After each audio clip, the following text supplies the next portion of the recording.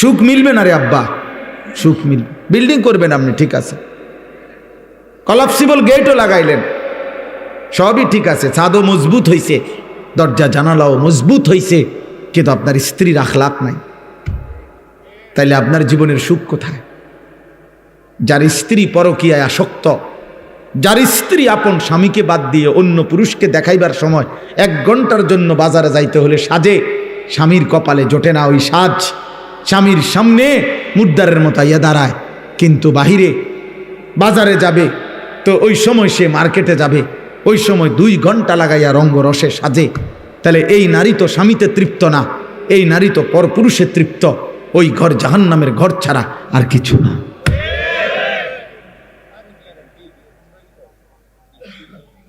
এই ঘর তো জাহান্নামের টুকরা।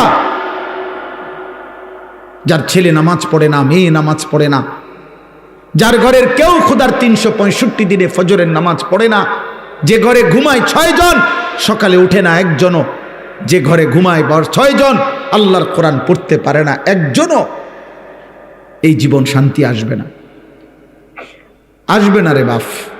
এই হেন্দিয়া ধরলে হেন্দিয়া সিরা যাব, হেন্দিয়া ধরলে হেন্দিয়া সিরা যাব, রাস্তার এই সাইডে ডালাই হয়, এই সাইডে ডালাই উঠতে যায়। আমাদের জনজীবন, আমাদের ব্যক্তি জীবন, পারিবারিক জীবন, সুখের সব আয়োজন সুন্দর স্বস্তিময় নিরাপদ করতে হলে আল্লাহ তাআলা বলছে, বান্দা গুনাহ ছাড়তে হবে,